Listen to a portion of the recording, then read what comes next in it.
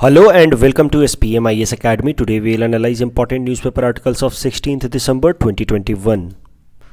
Please note you can download the PDF version of today's newspaper analysis by clicking the link given in the comment section. This is the list of the topics that we will be covering from today's newspaper. The first article is taken from editorial segment. It is about climate change issues discussed at United Nations Security Council. And this topic is important from our syllabus paper 3 international forums point of view. It is also important from our syllabus paper 4 environment point of view. तो देखिए, सबसे पहले हम लोग United Nation security council के basic structure को एक बार फिर से रिवाइज कर लेते हैं. आई नो आप सबको पता है, बट एक बार फिर भी देख लेते हैं. देखिए, United Nation security Council is one of the principal organ of United Nations. United Nation security council में बस 15 कंट्रीज़ को रिप्रेजेंटेशन मिलता है at any point of time. उसमें से 5 कंट्रीज़ को परमानेंट मेंबरशिप मिली हुई है. These 5 countries also known as P5 are US, France, Britain, Russia and China. उसके अलावा जो बाकी के 10 कंट्री हैं, इनको इलेक्ट किया जाता है फॉर 2 ईयर टर्म और इनको नॉन परमानेंट मेंबर्स कहा जाता है. And any decision at UNSC is taken on the basis of voting. लेकिन वहाँ पे मेजॉरिटी वोटिंग के बेसिस पे फैसला नहीं होता है. 15 मेंबर्स हैं. किसी भी फैसले के लिए कम से कम 9 मेंबर्स उस फैसले को, उस रिजोल्यूशन को सपोर्ट करेंगे, तभी जा कर के वो डिसीजन एक्सेप्ट होगा. लेकिन उसके अलावा ये जो परमानेंट कंट्रीज़ हैं, 5 परमानेंट कंट्रीज़ या P5 countries, they have got veto power at United Nation security Council. मतलब अगर इन्होंने किसी एक रिजोल्यूशन के अगेंस्ट वोट कर दिया तो फिर वो रिजोल्यूशन वहीं रिजेक्ट हो जाएगा, अगर भले बाकी के 14 कंट्रीज उस रिजोल्यूशन को सपोर्ट कर रहे हो तो भी. So as I said, these non-permanent members, they are elected by United Nations General Assembly, जो सबसे इम्पॉर्टेंट प्रिंसिपल ऑर्गन है यूनाइटेड नेशन की, जिसमें तमाम जो मेंबर्स होते हैं यूनाइटेड नेशन के, उनको वहाँ रिप्रेजेंटेशन मिला होता है. तो ये 10 जो नॉन परमानेंट मेंबर्स हैं, इनको यूनाइटेड नेशन जनरल असेंबली चुन करके भेजता है 2 साल के टर्म के लिए. This term is non renewable. मतलब एक बार 2 साल का टर्म आपका लैप्स हो गया तो फिर वो अगले ही सक्सेशन में रिपीट नहीं होगा. फिर एक टर्म गैप दे करके ही आपको फिर से UNSC के अंदर रिप्रेजेंटेशन मिल सकता है. होता कैसा है कि देखिए, चूँकि 10 सीटें हैं नॉन परमानेंट मेंबर्स के लिए, तो हर साल 5-5 सीटों के लिए इलेक्शन होता है. जैसे 2021 में 5 सीटें उनके लिए इलेक्शन होगा, फिर 2022 में 5 के लिए होगा. तब तक 2021 में जो लोग सेलेक्ट हुए थे उनका 2023 में टर्म ख़त्म हो जाएगा, तो इनके 5 सीटों के लिए 2023 में फिर से इलेक्शन होगा. तो हर साल इलेक्शन होता है फॉर 5 सीट्स. और अगर किसी कंट्री को, मान लीजिए यूनाइटेड नेशन जनरल असेंबली के वोटिंग के बेसिस पे UNSC का नॉन परमानेंट सीट मिलता है, तो उस कंट्री को कम से कम 2/3 वोट सिक्योर करना होगा at United Nation General Assembly in order to get elected to as a non permanent member to United Nation security Council. तो जैसा कि मैंने आपको बताया कि these 5 countries have permanent membership at United Nation security Council, also known as P5 countries. बाकी के 10 countries जो हैं उनको 2 ईयर का नॉन परमानेंट मेंबरशिप मिलता है. तो हर एरियाज़ के लिए अपने अपने नंबर ऑफ़ सीट्स अलॉटेड हैं. फॉर एग्जांपल, अफ्रीका को टोटल 3 सीटें अलॉटेड हैं as a non permanent member, Asia को 2, लैटिन अमेरिका को 2, Western Europe and others region करके बताया गया उसको 2, एंड ईस्टर्न यूरोप को 1. अभी आपको एक बात और जाननी चाहिए कि 2021 से लेकर के 2022 एंड तक, 2021 के जनवरी से लेकर के 2022 दिसंबर तक, India has been elected as a non permanent member to United Nation security Council. तो हम लोग 2 ईयर का टर्म एंजॉय कर रहे हैं at United Nation security Council as a non permanent member. And India is represented at UNSC by its special representative mister TS Tirumurti. अब current मुद्दे पे आते हैं. ये तो अभी तक हमने बात की UNSC के स्ट्रक्चर के बारे में. UNSC के बारे में एक और इंपॉर्टेंट बातें ध्यान से समझ लीजिए, क्योंकि ये कभी कभार हो सकता है आपसे PT में पूछ ले. It is the only organ of United Nation that has power to make decisions that member states are obligated to implement. ये अकेला ऐसा ऑर्गेनाइजेशन है जिसके पास ये अधिकार है, ये पावर है कि जो ये फैसला इसने ले लिया वो अपने मेंबर कंट्रीज़ पे इन्फोर्स कर सकता है कि आपको इसको मानना ही मानना है. बाकी तमाम जो UNSC के ऑर्गन्स हैं, they can not enforce there decision over the member countries. But UN के मेंबर्स हैं, बाकी तमाम जो UN के मेंबर्स हैं, they can not enforce it's decision on the member countries. But UNSC UN का एक अकेला ऐसा ऑर्गेनाइजेशन है जो अपने ओपिनियन अपने मेंबर कंट्रीज़ पे इन्फोर्स कर सकता है। अब करंट मुद्दे पे आते हैं। देखिए, आपको जैसा कि मैंने आपको बताया 15 कंट्रीज़ को रिप्रेजेंटेशन मिला होता है at any point of time at United Nation security Council. इन 15 में से कोई एक कंट्री को हर एक महीने प्रेसिडेंटशिप दी जाती है at United Nation security Council. ऐसा नहीं है कि सिर्फ परमानेंट कंट्रीज़ को, P5 कंट्रीज़ को ही प्रेसिडेंसी मिलेगी। हर महीने एक एक कंट्री को प्रेसिडेंसी मिलती है। जैसे एक बार इसको मिल गया तो अगले बार इसको मिलेगा प्रेसिडेंसी का मतलब ये है कि मीटिंग को वो ऑर्गेनाइज कराएंगे, वो कंट्री मीटिंग को वो चेयर करेंगे उनके रिप्रेजेंटेटिव। प्रेसिडेंसी से फ़ायदा ये होता है कि वो कंट्री जो प्रेसिडेंसी होल्ड कर रहा है वो अलग अलग ओपिनियंस ला सकता है, अलग अलग वो सजेशंस दे सकता है जिन मुद्दों पर डिस्कशन किया जाए यूएनएससी के अंदर। और जैसा कि मैंने आपको बताया किसी भी कंट्री को प्रेसिडेंसी आ सकती है। प्रेसिडेंसी जो है अल्फ़ाबेटिकल ऑर्डर से डिसाइड होती है। जैसे इंडिया की प्रेसिडेंसी थी सितंबर महीने में, तो धीरे धीरे ऐसे करके अल्फ़ाबेटिकल ऑर्डर में प्रेसिडेंसी डिसाइड होती है। तो अभी जो दिसंबर महीना चल रहा है उसमें नाइजर जो एक अफ्रीकन कंट्री है उसको यूएनएससी की प्रेसिडेंसी मिली हुई है और इसने हाल फिलहाल में एक रिजोल्यूशन प्रपोज किया। जैसा कि मैंने आपको बताया कि जिस कंट्री को भी प्रेसिडेंसी मिली होती है वो रिजोल्यूशन प्रपोज कर सकता है कि let us discuss on this particular issue. तो नाइजर ने एक रिजोल्यूशन प्रपोज किया, maintenance of international peace and security in context of terrorism and climate change. तो ये एक बहुत ही एक आप समझिए कि डिफरेंट तरीके का बिजार प्रपोजल था, क्योंकि क्लाइमेट चेंज एक अलग मुद्दा है। क्लाइमेट चेंज को इंटरनेशनल पीस एंड सिक्योरिटी से जोड़ करके एक रिजोल्यूशन प्रपोज करने की कोशिश की नाइजर ने, क्योंकि अभी तक ऐसा होता नहीं था। देखिए, यूनाइटेड नेशन सिक्योरिटी काउंसिल को अगर आप देखें तो इस ऑर्गेनाइजेशन का मेन पर्पस है दुनिया भर में इंटरनेशनल पीस एंड सिक्योरिटी को मेंटेन करना। इस प्लेटफॉर्म पे क्लाइमेट चेंज की बातें कभी हुई नहीं है। क्लाइमेट चेंज के लिए आपको पता है कि there is a special platform of United Nation जिसका नाम है United Nation framework convention of climate change. लेकिन नाइजर ने प्रपोज किया कि let us discuss the international peace and security concerns in context of terrorism. तो टेररिज्म तो समझ आता है, एंड क्लाइमेट चेंज, कि क्लाइमेट चेंज का क्या इंपैक्ट होगा इंटरनेशनल पीस एंड सिक्योरिटी पे, लेट अस डिस्कस दिस।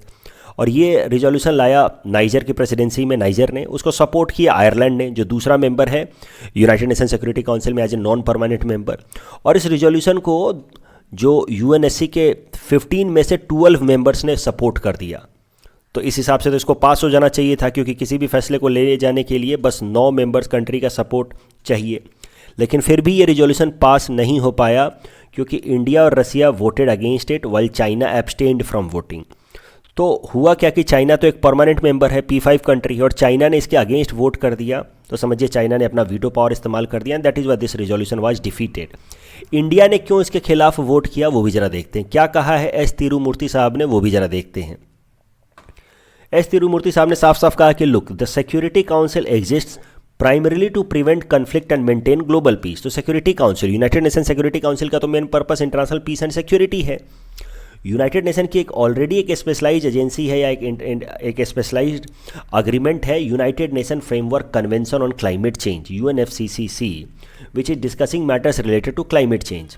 तो जब UNFCCC ऑलरेडी है टू डिस्कस क्लाइमेट चेंज, जिसके ऑलरेडी 190 मेंबर कंट्रीज़ हैं, तो what's the point of discussing the matter of climate change on UNSC। फिर एस तिरुमूर्ति साहब ने कहा कि ये UNSC पे क्लाइमेट चेंज के मुद्दे को डिस्कस करना, it is appearing to be a motivated approach. किसी न किसी एक पर्पस से कर रहे हैं, कुछ वेस्टेड इंटरेस्ट से कर रहे हैं मेंबर कंट्री। उन्होंने कहा कि देखिए, United Nation framework convention of climate change में तो 190 कंट्रीज़ को रिप्रेजेंटेशन मिला है, वहाँ पे सारे कंट्रीज़ को बराबर का अधिकार है। लेकिन UNSC एक ऐसा प्लेटफॉर्म है जो थोड़ा डिस्क्रिमिनेटरी नेचर का है। यहाँ पे 5 कंट्रीज़ को एक्स्ट्रा एडिशनल पावर मिले हुए हैं एज परमानेंट कंट्रीज़, उनके पास वीटो पावर भी है। तो कहीं ना कहीं क्लाइमेट चेंज के मुद्दे को UNFCCC से डाइवर्ट करके UNSC पे लाने का मेन ऑब्जेक्टिव ये हो सकता है कि ये जो 5 कंट्रीज़ हैं, they want their disproportionate say, additional power, additional authority in climate change matters। UNFCCC में सारे कंट्रीज़ को बराबर का अधिकार है, यहाँ पे छोटा बड़ा सबको बोलने का अधिकार है, वोटिंग राइट बराबर है। यूएनएफसीसीसी से या अगर क्लाइमेट चेंज का मामला धीरे धीरे यूएनएससी पे आ गया तो फिर 5 जो मेंबर कंट्रीज़ हैं उनके पास सुपीरियर पावर आ जाएगा रिगार्डिंग क्लाइमेट चेंज ऑल्सो। रसिया ने तो ऑफकोर्स इसके खिलाफ वोट किया है। तो कहीं ना कहीं ब्रिटेन, फ्रांस और यूएस जो परमानेंट कंट्रीज़ हैं यूनाइटेड नेशन सिक्योरिटी काउंसिल के, उनका इंटरेस्ट इस तरह का है, कुछ वेस्टेड इंटरेस्ट है कि वो यूएनएफसीसीसी के मामले को, क्लाइमेट चेंज के मामले को यूएनएससी प्लेटफॉर्म पे लेकर के आए। अगेन आप यहाँ पे आप इसको इंटरनेशनल रिलेशंस में इस पर्टिकुलर इवेंट का इस्तेमाल कर सकते हैं in answer writing. International relations में कभी कभार इस तरह के सवाल आ जाते हैं कि no one is permanent friend और permanent enemy in international relations, the only thing that matters is national interest. तो नॉर्मली स्टूडेंट्स क्या सोचते हैं कि US is our friend, China is our enemy, but इस कंटेक्स्ट में देखिए हमने यूएस के खिलाफ वोट किया एक तरीके से, यूएस फेवर्ड और voted in the favour of this resolution, we voted against this resolution and we somehow our sentiments matched with that of China and Russia. तो अल्टीमेटली क्या हमारा नेशनल इंटरेस्ट मैटर करता है, कोई भी ना परमानेंट फ्रेंड है ना ही कोई परमानेंट एनिमी है इंटरनेशनल रिलेशंस के अंदर। तो यूएनएफसीसीसी में हम देखते हैं कि चाइना इंडिया के अंदर काफ़ी ज़्यादा प्रॉक्सिमिटी आ जाती है, क्लोजनेस आ जाती है अगेंस्ट यूएस। वहीं डब्ल्यूटीओ में भी आप देखते हैं कि इंडिया चाइना एक साथ हो जाते हैं अगेंस्ट यूएस। लेकिन अगर वही साउथ चाइना सी की बात की जाए या पूरे इंडो पैसिफिक रीजन में सिक्योरिटी एस्पेक्ट्स की बात की जाए तो India US combine specially on quad platform against China. तो अल्टीमेटली दुनिया के सारे कंट्री जो हैं अपना नेशनल इंटरेस्ट बैलेंस करने की कोशिश कर रहे हैं। इस टॉपिक के बेसिस पे ये प्रीलिम्स प्रैक्टिस क्वेश्चन हमने आपको दे रखा है। Please attempt this question and you can submit the answer in the comment section. The next article is taken from international segment. It is about formal end of Korean War and this topic is important from our syllabus paper 2 world history point of view.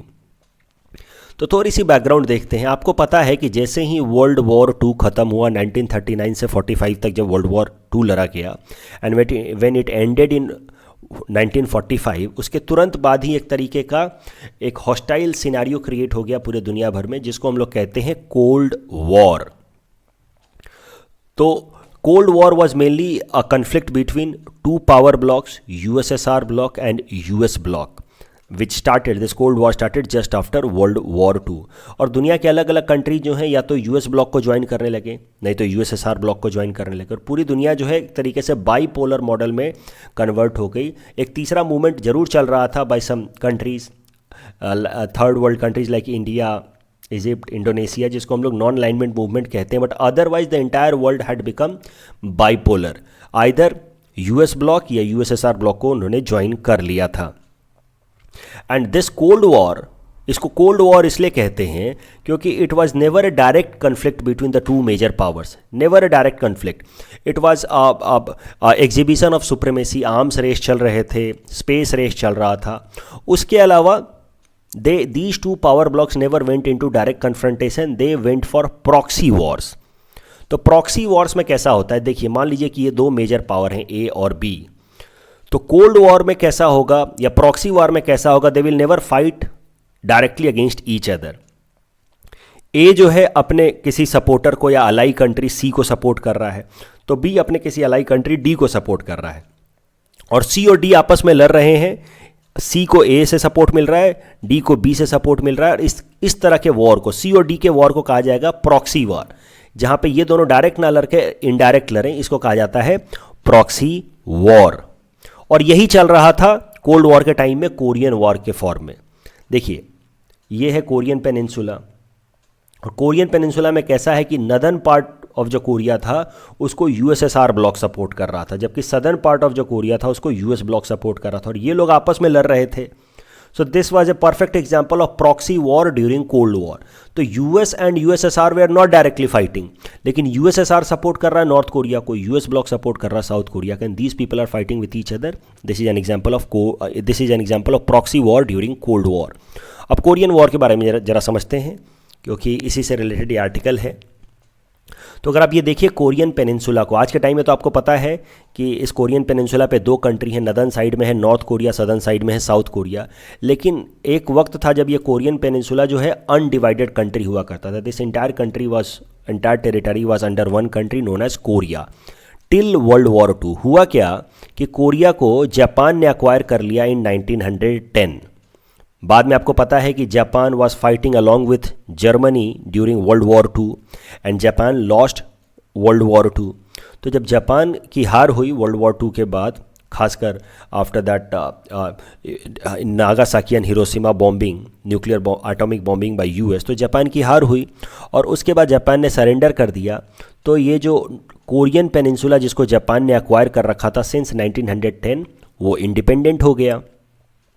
अब ये Korean peninsula independent हो गया, world war to ख़त्म हो गया और पूरी दुनिया जो है धीरे धीरे कोल्ड वॉर वाले फेज में जा रही है, यूएस ब्लॉक और यूएसएसआर ब्लॉक में डिवाइड हो रही है। नेचुरली यूएसएसआर क्या चाहेगा कि इस एरिया में कम्युनिस्ट सरकार आए, कोरिया में कम्युनिस्ट सरकार आए, और यूएस क्या चाहेगा कि इस पूरे एरिया में एक लिबरल डेमोक्रेटिक सरकार आए, जिस तरह की सरकार यूएस चाहता है, जिसको हम लोग मार्केट मॉडल वाली economy, liberal democratic political order आए, इस तरह का चाहेगा यूएस। क्योंकि आई होप आप इस बात को तो अच्छे से समझते हैं कि cold war was mostly an ideological war. USSR wanted to forward the socialist और the communist ideology, while US wanted to promote liberal democratic ideology. तो जैसे ही वर्ल्ड वॉर टू ख़त्म हुआ, कोरिया जापान से इंडिपेंडेंट हुआ, दोनों ही ब्लॉक्स कोशिश करने लगे कि इस एरिया में अपने मन मुताबिक पॉलिटिकल सिस्टम ला दिया जाए। तो ये है, मान लीजिए, कोरियन पेनिनसुला। उस टाइम तक एक देश हुआ करता था।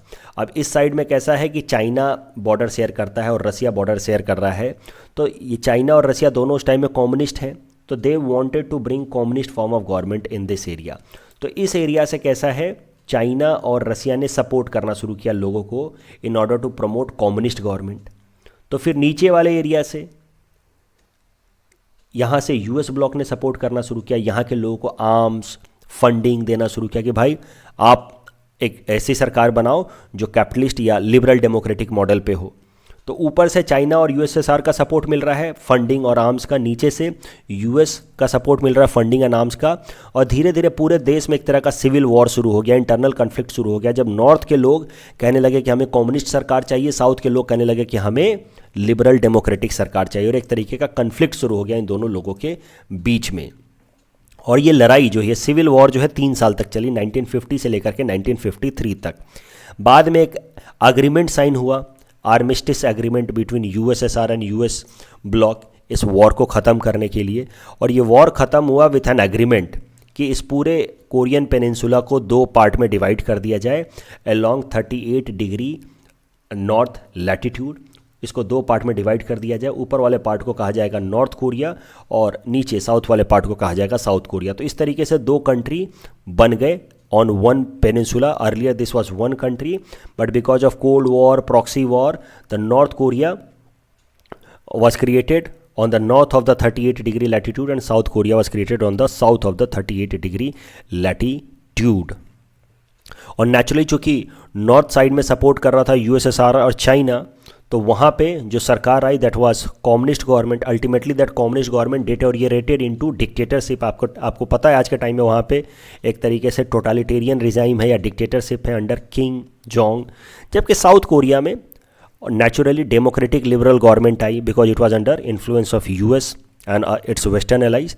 तो यहाँ पे आज भी डेमोक्रेटिक लिबरल गवर्नमेंट फॉलो होती है, मार्केट इकोनॉमी फॉलो होती है, ओपन इकोनॉमी फॉलो होती है। जबकि ये क्लोज्ड इकोनॉमी है, कम्युनिस्ट है, आज के टाइम में डिक्टेटरशिप कह सकते हैं।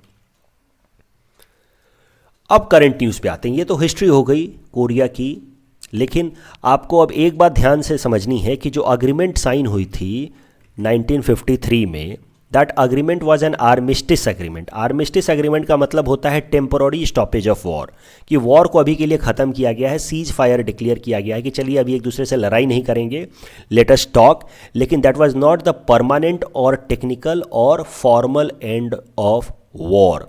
तो एक तरीके से लड़ाई ग्राउंड पे ख़त्म हो गई, लेकिन formal declaration of end of war was still to happen. अभी तक फॉर्मली डिक्लेयर नहीं किया गया था कि वॉर ख़त्म हो गया है। और यही इसी से रिलेटेड न्यूज़ है।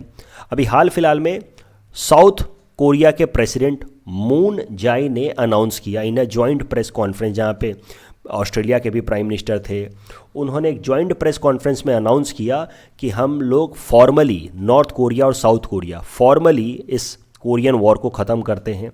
तो जो आर्मिस्टिस एग्रीमेंट साइन हुआ था 1953 में, that was a temporary stoppage of war, उसको permanent end of hostility, permanent war को ख़त्म करने का अनाउंसमेंट किया इन दोनों देशों के लीडर्स ने। आपको जैसे पता होगा इंडिया और पाकिस्तान के बीच में भी जो 1947-48 में वॉर लड़ी गई, उसके बाद वहाँ पे सीज़ फायर लाइन बना दिया गया था फ्रॉम पाकिस्तान ऑक्यूपाइड के एरिया कश्मीर और बाकी जो हमारे पास जो कश्मीर है, of course Pakistan occupied Kashmir भी हमारा ही है, लेकिन वो जो लाइन थी उसको सीज़ फायर लाइन कहा गया, क्योंकि उस टाइम को फॉर्मली माना नहीं गया कि ये वॉर ख़त्म हो गया है, तो उसको सीज़ फायर लाइन कहा गया। लेकिन शिमला एग्रीमेंट में हमने फाइनली डिसाइड किया 1972 में कि the war is over and the PoK will be decided on the basis of further negotiation. PoK कैसे इंडिया अक्वायर करेगा over a period of time, that will decided with further negotiation, but war is over. तब से हमने उस line को, seize fire line को, line of control कहना शुरू कर दिया। तो दैट सिमिलरली टेक्निकल वॉर हुई थी इंडिया पाकिस्तान के बीच में 1947-48 में, लेकिन टेक्निकली हमने ख़त्म किया उसको 1972 में आफ्टर शिमला एग्रीमेंट। सिमिलरली ऐसी कहानी कुछ यहाँ हुई है, वॉर ख़त्म हो गई थी 1953 में, लेकिन उन्होंने टेक्निकली ख़त्म किया है अब जा करके। The next article is taken from environment segment. It is about Char Dham project and this topic is important from our syllabus paper for infrastructure and environment point of view. चार धाम project के बारे में पहले जरा समझ लेते हैं। It was inaugurated by our prime minister Narendra Modi in 2016। इसका मेन ऑब्जेक्टिव है कि जो 4 इम्पॉर्टेंट हिंदू पिलग्रिम साइट्स हैं, केदारनाथ, बद्रीनाथ, यमुनोत्री एंड गंगोत्री, इन 4 जो इम्पॉर्टेंट हिंदू पिलग्रिम साइट्स हैं, इनको एक 2 लेन रोड के साथ कनेक्ट किया जाए। अभी भी रोड है, ऐसा नहीं कि रोड नहीं है, लेकिन वो रोड जो है सिंगल लेन है, काफ़ी मतलब ख़राब है और बहुत बार वो टूट जाता है, बर्फ़बारी के टाइम में बंद हो जाता है। तो ऑल वेदर रोड नहीं है, या फिर आप कह सकते हैं कि ऑल टाइप्स ऑफ व्हीकल्स के लिए वो मोटरेबल नहीं है। तो अभी भी रोड है इन 4 धाम को कनेक्ट करने के लिए, but these roads are not all weather roads या motorable for all type of vehicles. तो ये 4 धाम प्रोग्राम में ये फैसला लिया गया, 2016 में प्रोग्राम शुरू किया गया था कि लेटेस्ट इस रोड को हम लोग एक्सपैंड किया जाए और इसको कम से कम डबल लेन में कन्वर्ट किया जाए, कम से कम 10 मीटर वाइड बनाया जाए इन रोड्स को connecting this 4 Hindu Pilgrim sites. लेकिन जैसे ये प्रोजेक्ट अनाउंस हुआ, इसके खिलाफ बहुत सारे इन्वायरमेंटल कंसर्न्स रेज होने लगे कि वैसे ही इस एरिया का इकोसिस्टम जो है वो काफ़ी फ्रजाइल है और इस एरिया में इस तरह के रोड्स बनाना और भी ख़तरनाक हो सकता है। और इसको लेकर के कई सारे petitions, environmental petitions supreme court में डाले गए। और फिर पिछले साल आपको पता है कि इस एरिया में ग्लेशियल बर्स्ट हुआ था, उसके बाद से ये मामला और ज़्यादा हॉट हो गया, आप कह सकते हैं, और डिबेटेड हो गया कि ये एरिया का इकोसिस्टम वैसे ही फ्रजाइल है, पूरे हिमाचल का, उत्तराखंड का, और वैसे हालात में अगर इस एरिया में हम लोग और ज़्यादा इस तरह के इंफ्रास्ट्रक्चरल प्रोजेक्ट्स लाते हैं तो और भी फ्यूचर में लैंडस्लाइड्स एंड ग्लेशियल बर्स्ट होने के चांसेस हो सकते हैं। तो इस कारण से ये मामले को, इस प्रोजेक्ट को सुप्रीम कोर्ट में चैलेंज किया गया। फिर एक कमेटी बनाई गई, सुप्रीम कोर्ट ने एक हाई पावर्ड कमेटी बनाई, chaired by Ravi Chopra. Supreme court की इस हाई पावर्ड कमेटी, जिसके चेयरमैन थे रवि चोपड़ा साहब, उसको काम दिया गया कि आप स्टडी करो और आप बताओ कि क्या ये प्रोजेक्ट इम्प्लीमेंट किया जा सकता है, इसका एनवायरनमेंट पे क्या इम्पैक्ट होगा। और Ravi Chopra high powered committee ने रिकमेंडेशन दिया अगेंस्ट द प्रोजेक्ट कि सर देखो, ये प्रोजेक्ट से काफ़ी ज़्यादा इन्वायरमेंटल डैमेज हो सकता है इरिवर्सिबल तरीके से, जिसको हम लोग चेंज नहीं कर पाएंगे। अगर इस प्रोजेक्ट को हमने इंप्लीमेंट किया तो there might be some irreversible damage to the Himalayan ecosystem, ऐसा कहा Ravi Chopra high powered committee ने। तो जब अब मामला दिख रहा था कि अब ये प्रोजेक्ट रिजेक्ट हो जाएगा सुप्रीम कोर्ट में, तो फिर भारत सरकार की तरफ से मिनिस्ट्री ऑफ डिफेंस ने पिटीशन फाइल किया कि सर इस प्रोजेक्ट को बस आप रिलीजियस पर्सपेक्टिव से मत देखिए, ये मत सोचिए कि हिंदू पिलग्रिम्स के लिए फ़ायदा होगा, आप इसको सिक्योरिटी पर्सपेक्टिव से भी देखिए कि हमारे सोल्जर्स को बहुत ज़्यादा आराम हो जाएगा अब इस एरिया को गार्ड करने में। अगर यहाँ का इंफ्रास्ट्रक्चर इंप्रूव हो जाएगा तो हमारे सोल्जर्स जो बॉर्डर पे गार्डिंग करते हैं उनको आराम से आर्म्स एम्यूनेशंस टाइम पे पहुँच सकेंगे, रीइंफोर्समेंट टाइम पे पहुँच सकेगा, और तब जाकर के हमारे सोल्जर जो हैं चाइना बॉर्डर को अच्छे से गार्ड कर पाएंगे। So please see this project from security perspective also. तो ये इस तरीके का पिटीशन फाइल किया मिनिस्ट्री ऑफ डिफेंस ने। तो फिर सुप्रीम कोर्ट ने ये रवि चोपड़ा कमेटी को फिर से स्टडी करने को कहा, हाई पावर्ड कमेटी को कहा कि आप स्टडी करो और बताओ कि क्या क्या चीज़ों का ध्यान रखते हुए इस प्रोजेक्ट को बनाया जा सकता है, क्या क्या इन्वायरमेंटल कंसर्न्स हैं, कैसे उनको एड्रेस किया जाए। ये सब काम दिया गया रवि चोपड़ा कमेटी को। और फिर रवि चोपड़ा कमेटी ने रिकमेंडेशंस दिए कि ठीक है सर, अगर इस प्रोजेक्ट को इम्प्लीमेंट करना ही है तो प्लीज़ कीप सर्टेन एरियाज़ और certain environmental concerns in the mind. और अब फाइनली सुप्रीम कोर्ट ने इस पर अपना फैसला सुना दिया है। सुप्रीम कोर्ट ने कहा है कि इस प्रोजेक्ट को भारत सरकार इम्प्लीमेंट कर सकती है, बट उनको जो भी high powered committee chaired by Ravi Chopra ने रिकमेंडेशन दिए, उन रिकमेंडेशंस का ध्यान देते हुए इस प्रोजेक्ट को इम्प्लीमेंट करना है। तो मुद्दा यह है कि सुप्रीम कोर्ट ने कहा है कि देखिए, हम सिक्योरिटी और इन्वायरमेंटल कंसर्न्स दोनों को बैलेंस करना चाहते हैं। हम अपने जवानों के, अपने आर्म्ड फोर्सेस के सिक्योरिटी को भी कॉम्प्रोमाइज़ नहीं करना चाहते, साथ ही साथ इन्वायरमेंटल कंसर्न्स को भी हम नेग्लेक्ट नहीं करना चाहते। इसीलिए हमने इस प्रोजेक्ट को अप्रूवल दिया है। बट हाँ, ये प्रोजेक्ट अप्रूव होना चाहिए, इम्प्लीमेंट होना चाहिए, but with utmost care. Environment degradation बहुत ज़्यादा ना हो और इन्वायरमेंट के ऊपर या उस लोकल इकोसिस्टम के ऊपर कोई बहुत ज़्यादा मेजर डैमेज ना हो, इस बात का ध्यान रखते हुए चार धाम प्रोजेक्ट को इम्प्लीमेंट किया जाए, ऐसा कहा है सुप्रीम कोर्ट ने। इस टॉपिक के बेसिस पे ये प्रीलिम्स प्रैक्टिस क्वेश्चन हमने आपको दे रखा है। Please attempt this question and you can submit the answer in the comment section. The next article from Assam segment, it is about Jibon Dinga scheme. This topic is important from our syllabus paper 6 Assam issues point of view. तो जीबोन Dinga scheme के बारे में पहले briefly समझ लेते हैं, फिर current news देखेंगे। देखिए, इस स्कीम के अंतर्गत आसाम सरकार जो है वो प्राइवेट बोट ओनर्स को सब्सिडाइज्ड रेट पे मॉडर्न बोट इंजन्स दे रही है, ताकि जो बोट के मिसहैपनिंग्स हो जाते हैं, कैप्साइजिंग हो जाती है, कई सारे लोग मारे जाते हैं, इन सब बोट मिसहैप्स को अवॉइड किया जाए। तो ये जितने भी जो भी पुराने तरह के बोट चल रहे हैं उनको मॉडर्न इंजन्स फिट करने के लिए आसाम सरकार दे रही है subsidy under this जीबोन Dinga scheme. अब इनिशियली आसाम सरकार ने सोचा था कि वो बस 70% जो फंड है या 70% जो कैपिटल रिक्वायरमेंट है वो सब्सिडाइज करेगी, बाकी का 30% पैसा जो है वो प्राइवेट बोट ओनर्स को लगाना होगा। लेकिन फिर जब निमाती घाट बोट ट्रेजेडी हुई इसी साल, तो फिर आसाम सरकार ने सोचा कि वो 100% कॉस्ट आसाम सरकार बियर करेगी, बस इन बोट ओनर्स को अपने अपने बोट के जो पुराने इंजन्स हैं उसको रिप्लेस करके नए इंजन्स जो बेहतर हैं, सेफ़ हैं, उसको इम्प्लीमेंट करना हो। तो मुद्दा ये जीबोन दिंगा स्कीम के अंतर्गत अब आसाम सरकार 100% पैसा सब्सिडी के फॉर्म में दे रही है, so that the boat owner should convert there boat from a traditional boat engine to modern boat engine in order to ensure safety of the passengers. Current news ये है कि वर्ल्ड बैंक ने फैसला किया है कि it will support with about ₹100 crore to the government of Assam in implementation of Jibon Dinga scheme. तो लगभग 100 करोड़ का फंडिंग सपोर्ट आएगा वर्ल्ड बैंक से in order to implement Jibon Dinga scheme.